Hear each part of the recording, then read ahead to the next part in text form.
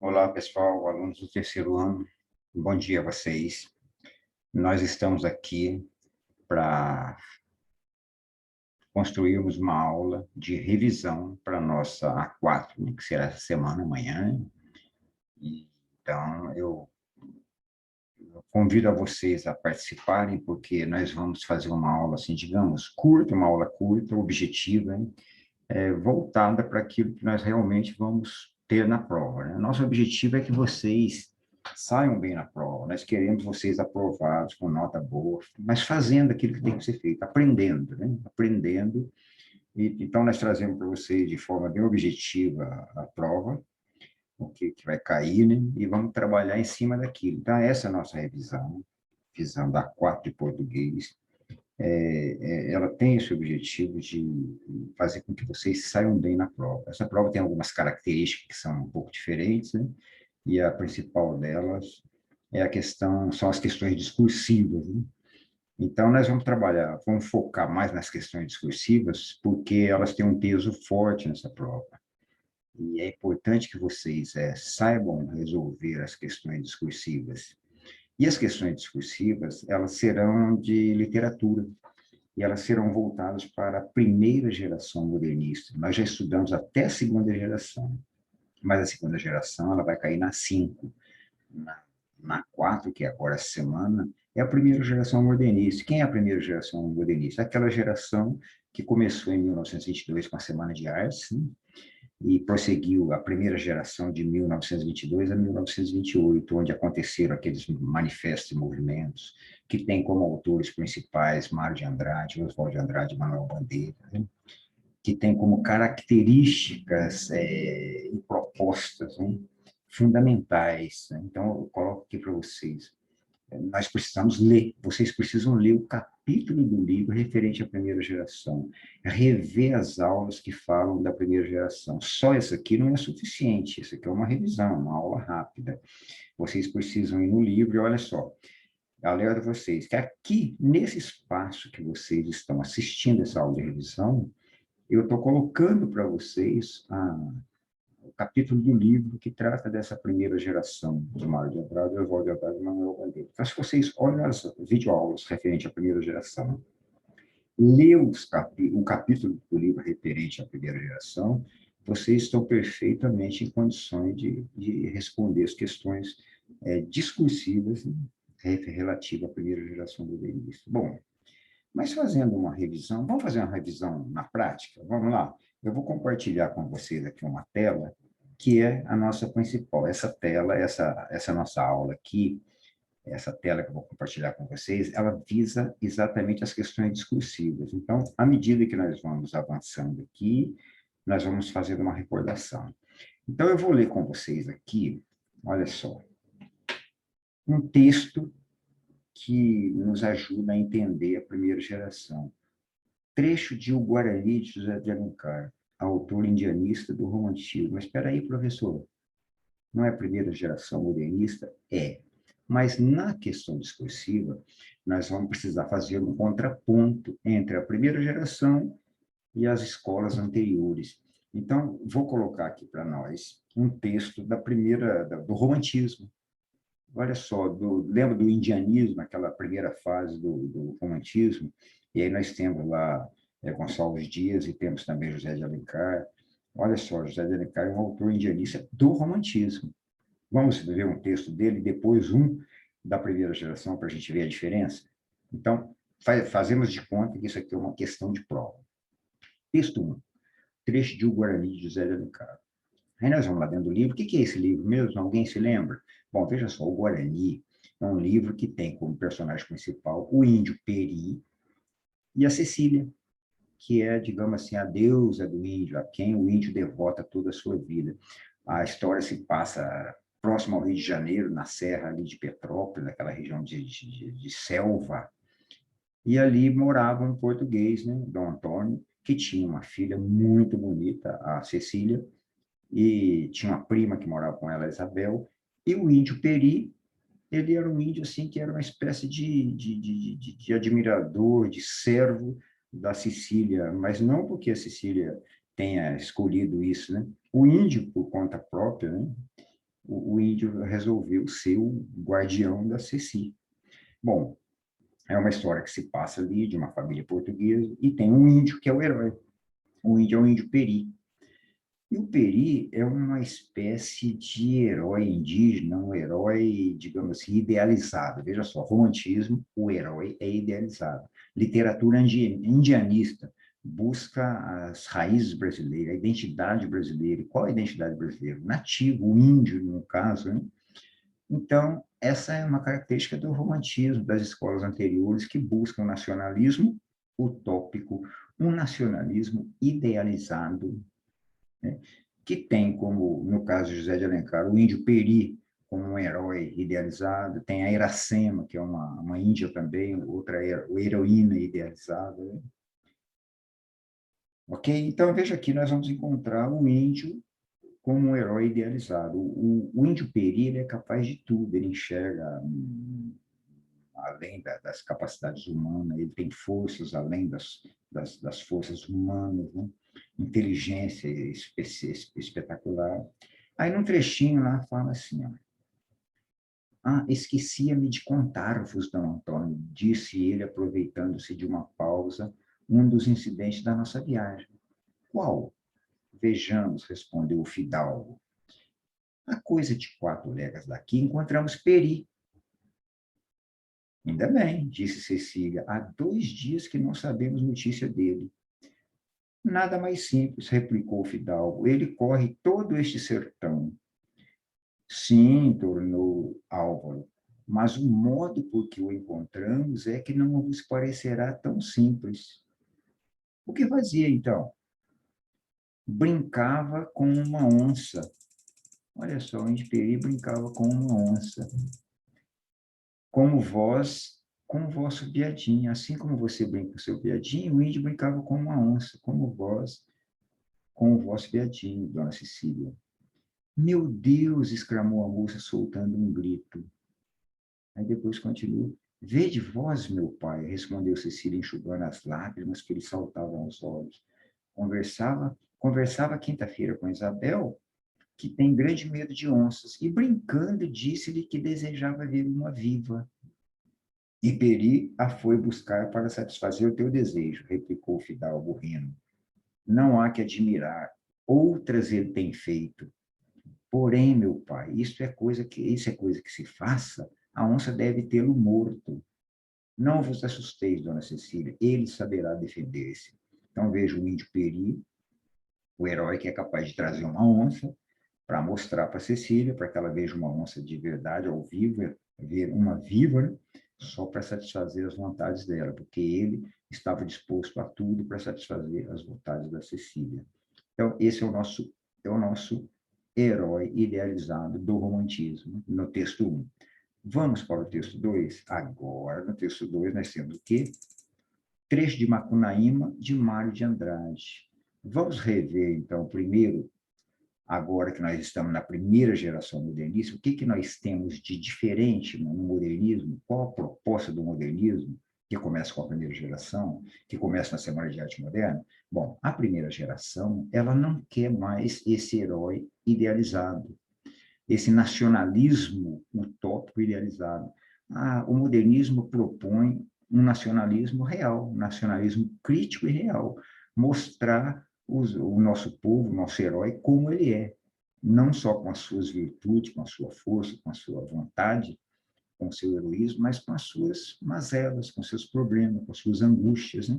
Então, a, a principal, veja só, gente, a principal proposta do modernismo, principalmente o modernismo de primeira geração, é combater, é rejeitar o nacionalismo das gerações anteriores. Então, veja só, rejeitar as escolas literárias anteriores. A outra proposta, buscar uma liberdade poética, o fazer poético livre, sem amarras das escolas anteriores, que a literatura tem que ser feita assim, assim e assim, bem construída, bem formada. Não. A primeira geração quer uma literatura livre, que o poeta seja livre para escrever da forma como ele quer. Então, nós temos, olha só, a primeira proposta, combater as escolas anteriores, combater esse nacionalismo idealizado e trazer o nacionalismo mais realista. A segunda, a liberdade poética. O que significa isso? Escrever a poesia e a prosa, a literatura, de uma forma livre, da forma como propõem as vanguardas europeias, né? Uma forma mais rebelde, mais livre, mais à vontade. E a terceira, a primeira geração aprofunda a questão da metalinguagem. O que é a metalinguagem? É falar na literatura, na poesia, falar da própria literatura. E tem uma quarta, que é a ironia. O modernismo ele traz muita ironia. A ironia ela não é tão presente nas escolas anteriores. A ironia, o sarcasmo, o humor. Então, nós temos essas quatro. Então, a linguagem coloquial, porque quando combate as escolas tradicionais, está combatendo a linguagem acadêmica e buscando a linguagem mais popular. Tá? Esse é o combate. E nós temos a ironia e o humor, que é uma característica forte da primeira geração. Vejamos o texto. Trecho de Macunaíma. Macunaíma é o índio, né? O índio da obra Macunaíma. Porém, entrando nas terras do Igarapé Tietê, aonde o Bourbon vogava e a moeda tradicional não era mais cacau, em vez chamava arame, contos, contecos, 1.000 réis, borós, tostão, 200 réis, 500 réis, 50 paus, 90 bagarotes, e pelegas, cobras, xexens, caraminguás, selos, bicos de coruja, maçumi, bolada, calcário, gimbra, siridó, bicho e pataracos. Assim, Macunaíma ficou muito contrariado. Ter de trabucar, ele, herói, murmurou desolado, ai que preguiça. Então, gente, na obra Macunaíma, nós temos também um índio, um nativo brasileiro. Só que o romance em si é um romance bastante irônico, bastante sarcástico, que traz um índio, vamos dizer assim, num linguajar mais bem a nível da primeira geração, um índio bem sem vergonha, preguiçoso, falso, desleal, né? E esse índio, ele traz, digamos assim, os nossos costumes, a nossa forma de ser do brasileiro, né? E tanto é que o subtítulo da obra é Macunaíma, o herói sem nenhum caráter. E quando se fala esse herói sem nenhum caráter, nós temos duas formas de ver. O herói sem caráter, mau caráter, ou o herói que tem o seu caráter em formação. Por enquanto, ele não tem nenhum, ele vai construir o seu caráter. Esse é o Macunaíma, é o índio herói dessa obra Macunaíma. Um índio cheio de problemas, cheio de vícios da cultura brasileira. E aqui nós vemos, já nesse texto, nós percebemos uma linguagem mais coloquial, trazendo os termos locais, aqui as formas como se usava para nomear o dinheiro, né? 1.000 réis, 200 réis, 500 réis, o índio estava acostumado, a moeda dele era o cacau, agora ele chegou em São Paulo e vê esses nomes aqui, que traduz o dinheiro, ele ficou contrariado, ai que preguiça, né? Sempre ele traz essa expressão, ai que preguiça, um índio preguiçoso, objetivamente preguiçoso.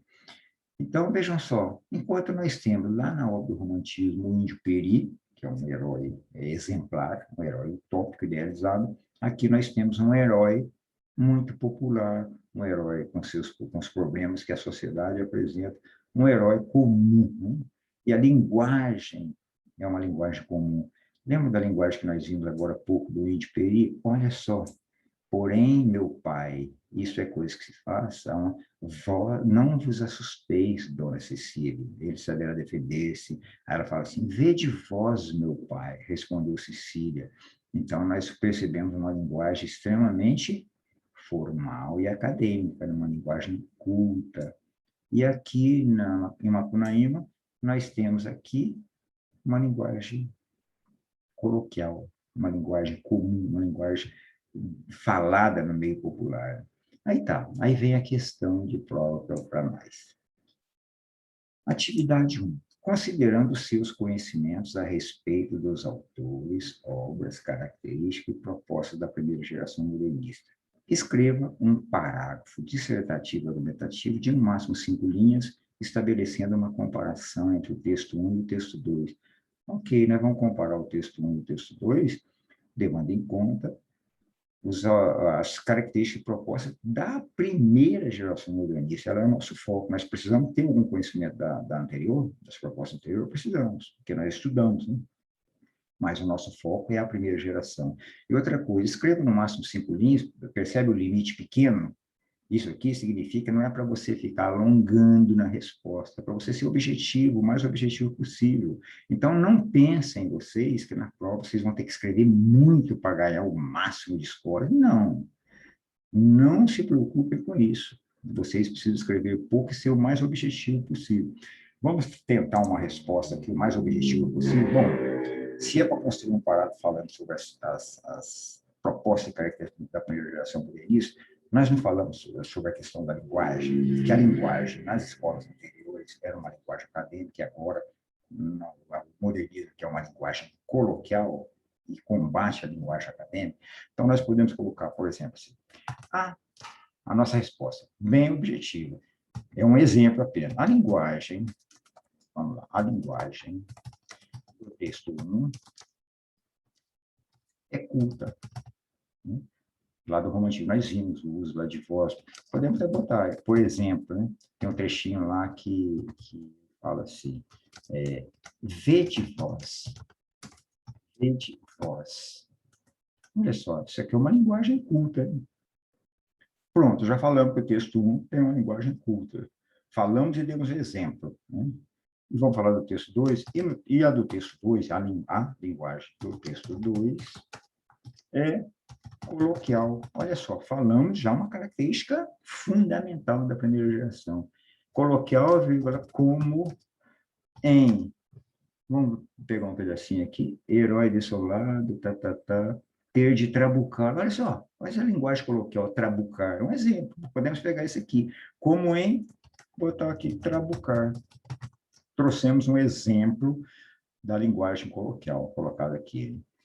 E podemos acrescentar uma proposta, essa, né, é uma proposta modernista, ou seja, trazer a linguagem coloquial. Bom, nos dois textos, nós observamos que os personagens são indígenas. Né?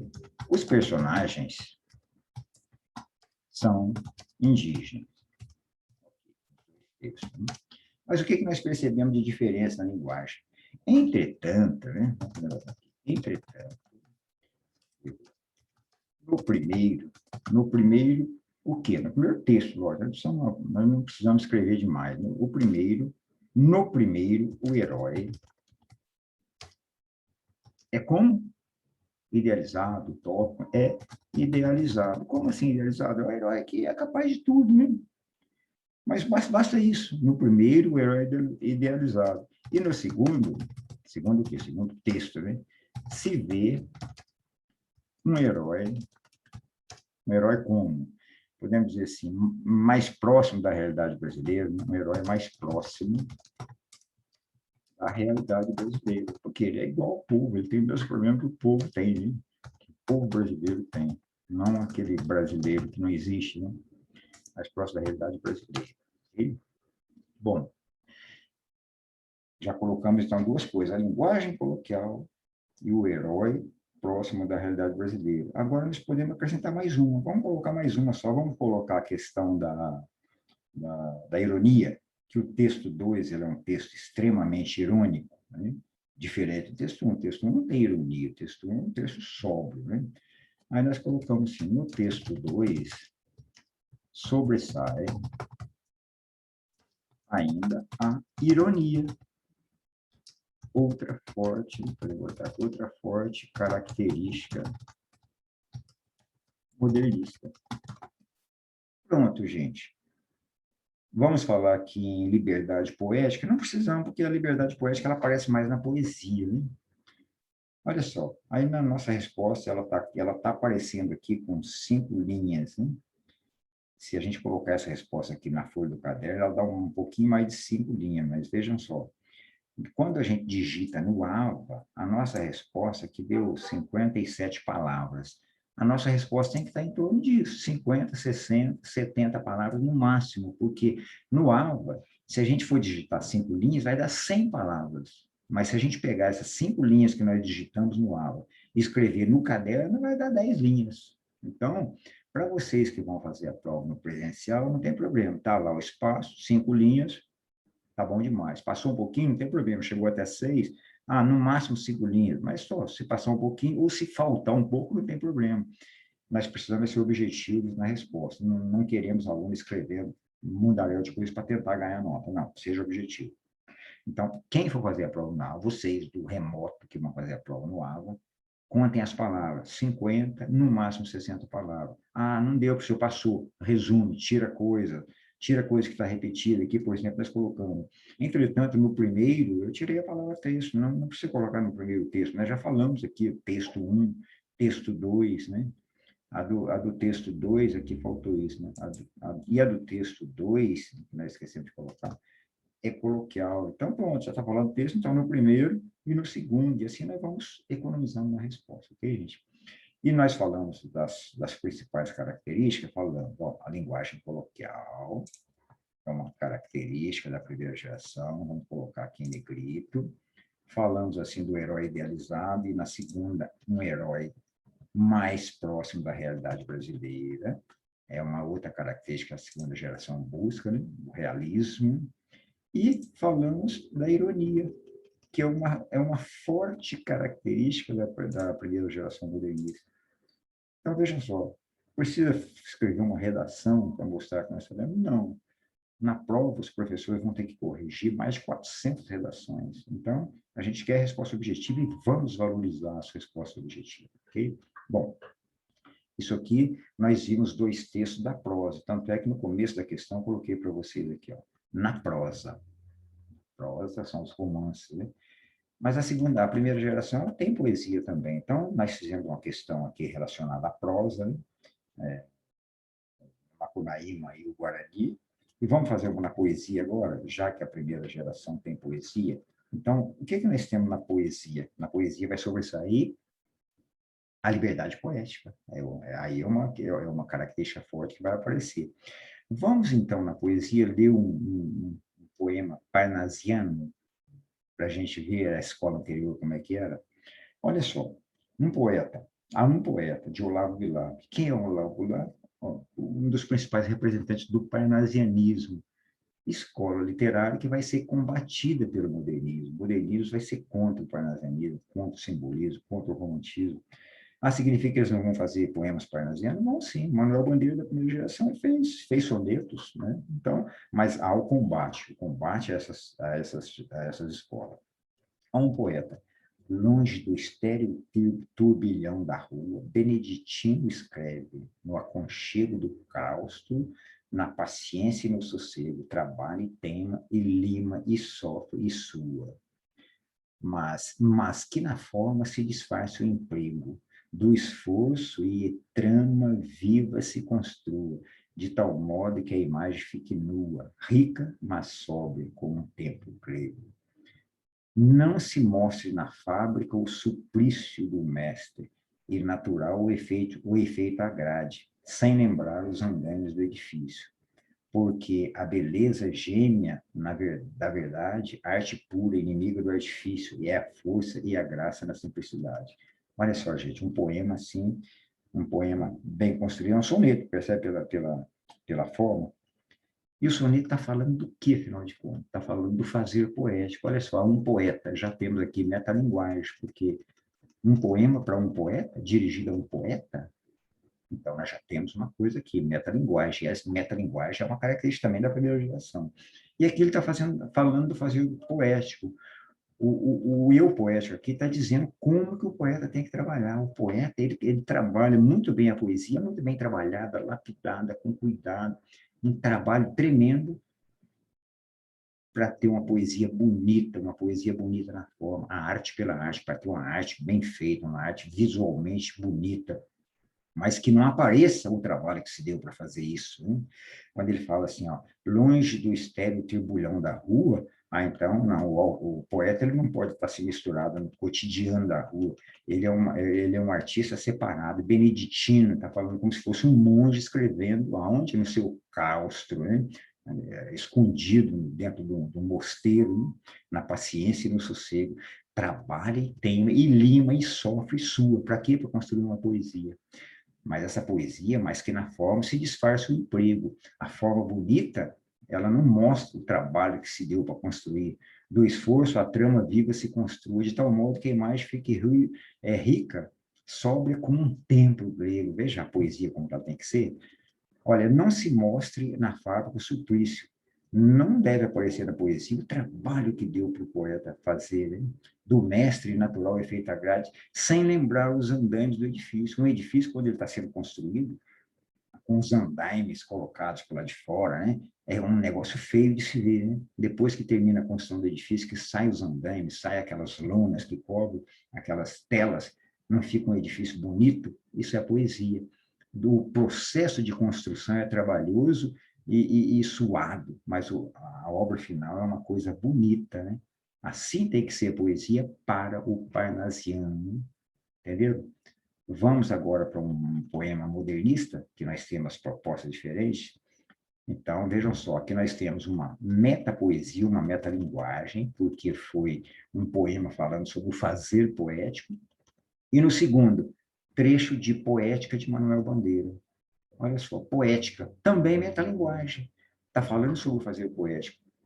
Estou farto do lirismo comedido, do lirismo bem comportado. O que é lirismo? É poesia, né? Do lirismo funcionário público, com livro de ponta, expediente, protocolo e manifestações de apreço ao senhor diretor. Estou farto do lirismo que para e vai averiguar no dicionário o cunho vernáculo de um vocábulo. É exatamente o que o parnasianismo está propondo, né? Que tem que ser feito um negócio muito bem trabalhado. Aqui o eu lírico está farto disso. O que ele quer? Quero antes o lirismo dos loucos, o lirismo dos bêbados, o lirismo difícil e pungente dos bêbados, o lirismo dos Krause e Shakespeare. Não quero mais saber do lirismo que não é a libertação. O que é essa libertação? Está falando em liberdade poética. Então, aqui nós temos um eu poético falando exatamente o contrário do soneto do Olavo Bilac aqui acima, que agora eu não quero mais um lirismo comedido, bem trabalhado, bem comportado, como se fosse um funcionário público que faz tudo direitinho, ponto, bate o ponto, etc.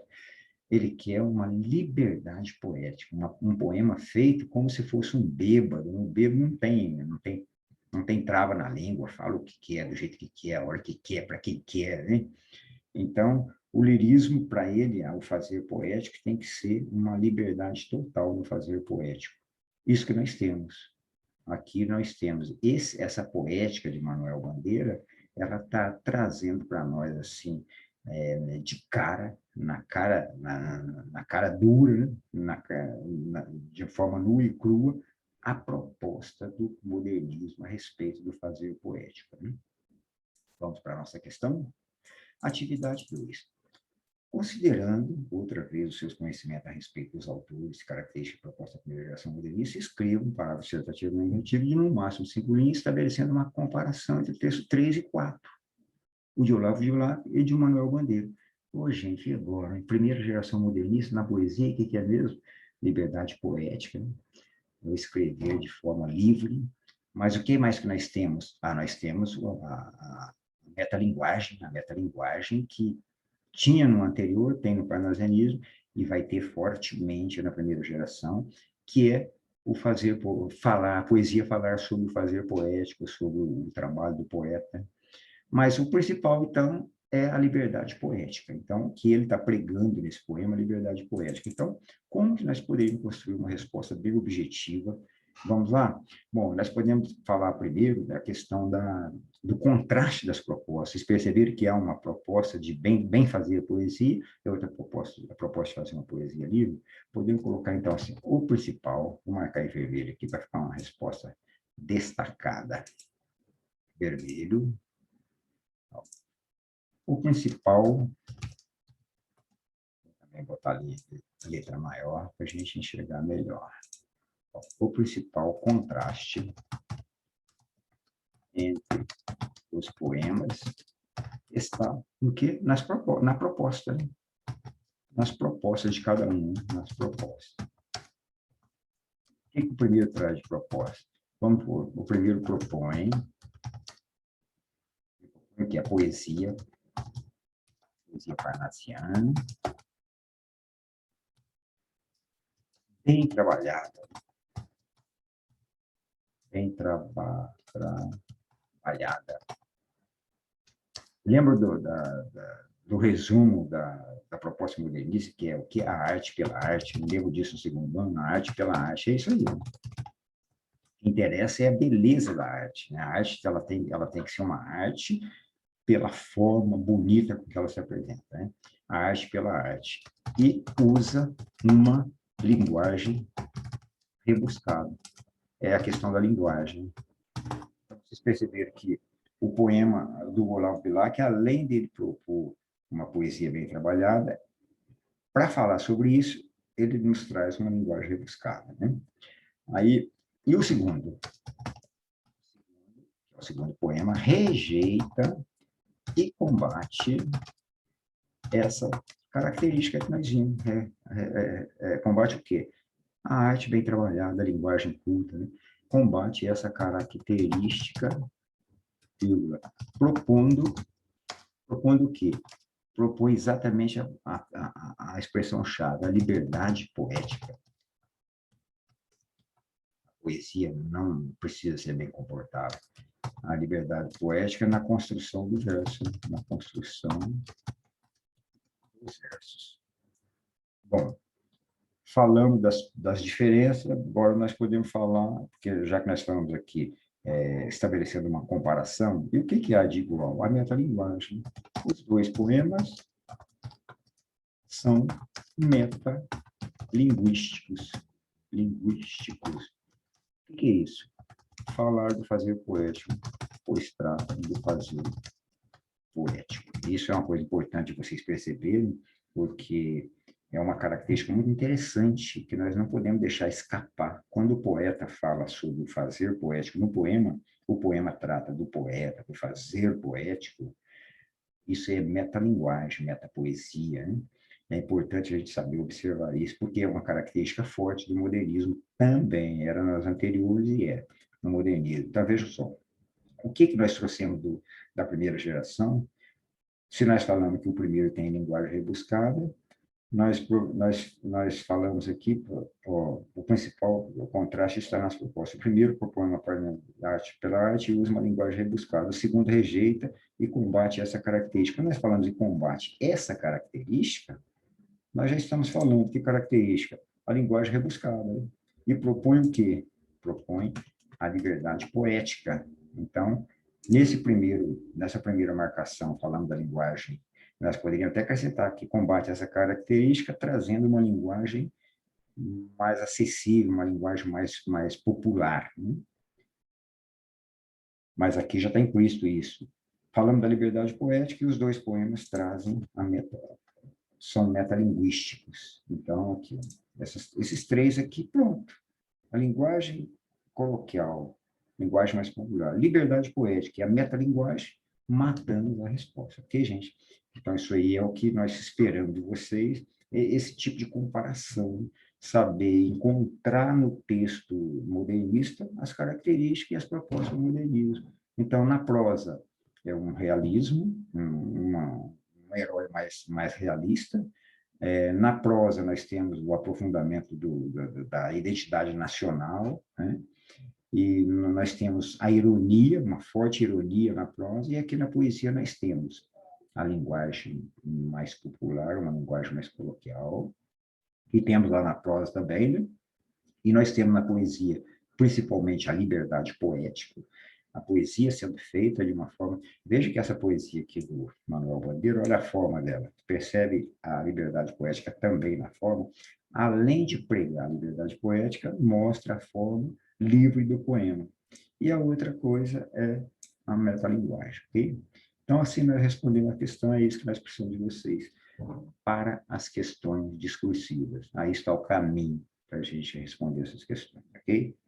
Bom, pessoal, e nós temos também, e agora eu gostaria de compartilhar com vocês outra coisa aqui, que vai ser, digamos assim, a parte de gramática. Né? A parte de gramática, nós temos... Eu vou passar com vocês algo que nós estudamos e só alguma coisinha que interessa. Então, vimos a parte de questões discursivas, vai tratar da literatura, e na parte de gramática. Nós vamos pedir que você recorde mais a concordância verbal, né? Principalmente a concordância verbal trazendo os verbos haver, no sentido de existir. Recorde esse material, né? E eu trago para vocês alguma coisa aqui. Veja só, os verbos impessoais são aqueles que não possuem sujeito, portanto, ficarão sempre na terceira pessoa. Então, é o verbo haver, fazer. Então, olha só. Exemplo, havia sérios problemas na cidade. Percebe que o haver está no singular, mesmo sérios problemas estão no plural. Olha o verbo fazer. Fazia 15 anos que que ele havia parado de estudar. Olha, não é faziam, é fazia. Então, o verbo haver, fazer, o verbo haver no sentido de existir, ele fica sempre no singular. O verbo fazer, no sentido de tempo passado, fica sempre no singular. Veja outro. Deve haver sérios problemas na cidade. Olha, deve haver uma locução verbal, né? No singular para um objeto no plural, né? Vai fazer 15 anos que ele parou de estudar. Então, tanto o verbo sozinho como o verbo numa locução verbal permanece no singular, ok? Quais são as dicas? Os verbos auxiliares deve e vai acompanham os verbos principais. O dever acompanha o haver e o ir acompanha o fazer. Então, deve e vai acompanham os verbos principais. O verbo existir não é impessoal. Se a gente trocar, vejam só, havia sérios problemas, há sérios problemas, mas existem sérios problemas, eles passam por plural, né? Devem existir, olha, se nós colocamos o haver para existir, aí o verbo auxiliar também acompanha. Se existem, então devem existir sérios problemas, percebe? Essa questão do verbo haver, fazer, deles permanecer no singular. Veja uma questão que traz para a gente esse desafio, hein?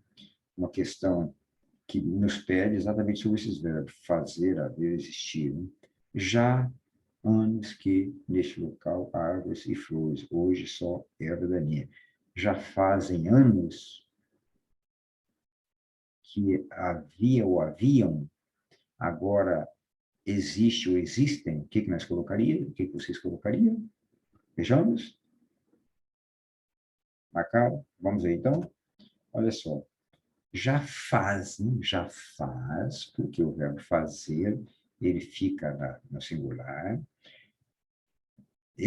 Haver neste local, havia no singular, e o verbo existir flexiona, ele vai para o plural, existem. Fazer é impessoal, indica tempo, fica na terceira pessoa. Ir para o verbo haver impessoal, indica tempo, o sentido de existir. Não. Agora, o verbo existir não é impessoal. O verbo haver, no sentido de existir, o verbo haver é impessoal, mas o verbo existir, ele próprio, deve concordar com o sujeito. Então, existem ervas daninhas, ok? Vamos ver mais uma, para a gente parar? Olha só. Indica a alternativa que preenche adequadamente as lacunas abaixo. Fazer, faz ou fazem anos que o homem se pergunta se não, houvesse, não, houvesse medos, como existiriam, existiria esperanças? Vamos ver o que a gente marca. Olha aí, ver o que vocês marcam para essa questão. Fechamos? Marcaram? Letra A. Então, veja, faz anos, o verbo fazer, em pessoal fica no singular, que o homem se pergunta, se não, aí, houvesse, né? Olha só, medos, está no plural, mas o verbo haver vai ficar no singular. Houvesse medos, como existiriam esperanças, porque o verbo existir flexiona, ok? Então é isso, gente. O verbo fazer em pessoal indica tempo passado, terceira pessoa, ir para o verbo haver, que ele está no sentido de existir, mas o verbo existir não é impessoal, concorda com o sujeito. Existiam o que? Esperança. Esperanças existiam, né? Existiriam. Então é isso, gente. Aí estão as dicas para a prova, né? Eu vou colocar, então, para vocês aqui o capítulo do livro que trata da primeira geração modernista, né? para que vocês se saiam muito bem nas questões discursivas, lembrando para vocês que escrever muito não resolve, o que preciso colocar é a característica, a proposta, né? Aquela proposta tem que ser citada, tem que ser mostrada no texto, ok? Pessoal, boa sorte para vocês, hein? Boa sorte para vocês, que vocês se saiam muito bem amanhã na prova. E não deixe de estudar, tá? Porque nós temos bastante gente tirando notas baixas, mas não há motivo para isso. Basta que vocês leiam o material e olhem com cuidado, se preparem para a prova. A prova não é difícil, mas nós precisamos estudar para a prova, mostrar que nós aprendemos, que nós sabemos, ok? Gente, muito obrigado, boa sorte para vocês, até a próxima.